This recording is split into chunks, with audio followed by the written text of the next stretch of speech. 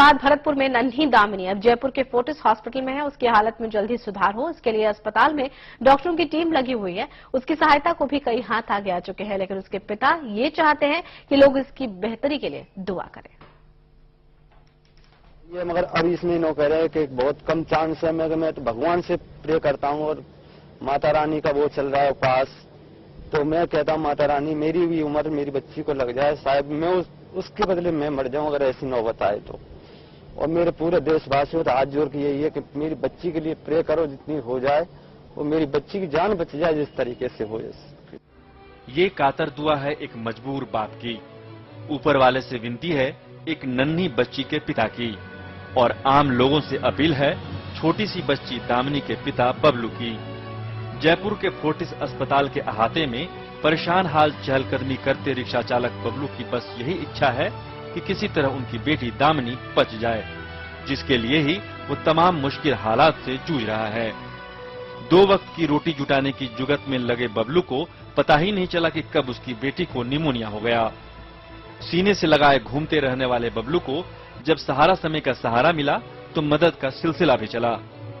पहले भरतपुर के जेके लोन अस्पताल में उसका इलाज हुआ, फिर उसे जयपुर के फोर्टिस अस्पताल लाया गया।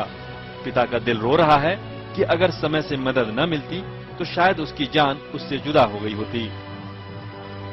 अगर शायद भरतपुर में होती तो शायद खत्म भी हो सकती अब तक।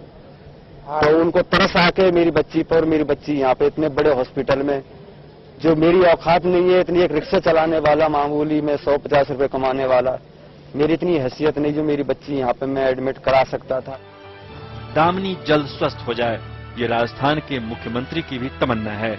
इसीलिए मुख्यमंत्री अशोक गहलोत ने भी भरोसा दिया है कि दामिनी के इलाज में कोई कसर नहीं छोड़ी जाएगी।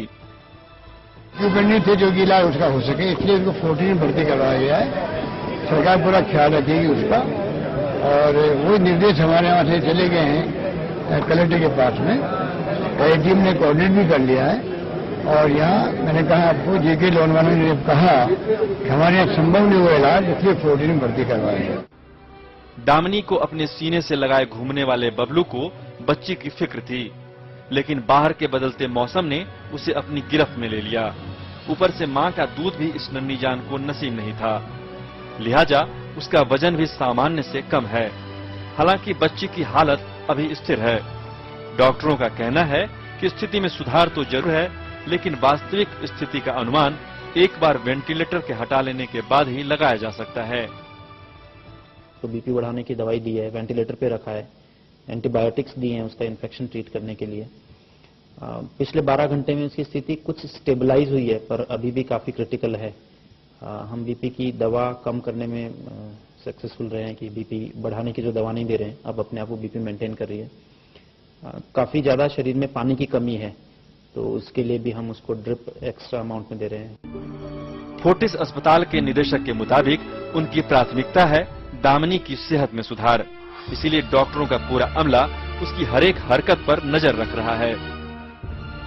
तो हमारा और हमारी टीम का पूरा एक ही फोकस है कि जल्दी से जल्दी बेबी दामिनी यहाँ से रिकवर हो, और उनकी जो इस वक्त जो हालात गंभीर बनी हुई है, वेंटिलेटर पर हैं और लो बर्थ है, वेट है उनका। सो पूरी टीम यही कोशिश कर रही है अंडर डॉक्टर जयकिशन मित्तल, जो कि नियोनोलॉजिस्ट हैं हमारे, कि बच्चे को जल्दी से सेहत का लाभ मिले और शी इज बेटर। ढेर सारे तारों और मशीनों के जाल के बीच मासूम दामिनी वेंटिलेटर में अपनी सांसों को बचाने की जद्दोजहद में है, तो अस्पताल के बाहर उसके पिता के जहन में तमाम बुरे ख्याल घर कर रहे हैं। लेकिन इन सब के बीच ये खबर सुकून देने वाली है कि लोग अपनी इच्छा और सामर्थ्य के हिसाब से बबलू को आर्थिक मदद पहुंचा रहे हैं। लेकिन बबलू को सिर्फ मदद की नहीं, लोगों की दुआओं की भी दरकार है, ताकि इस दुनिया में उसके जीने की वजह बरकरार रहे। गौरव शुक्ला, सहारा न्यूज ब्यूरो, जयपुर।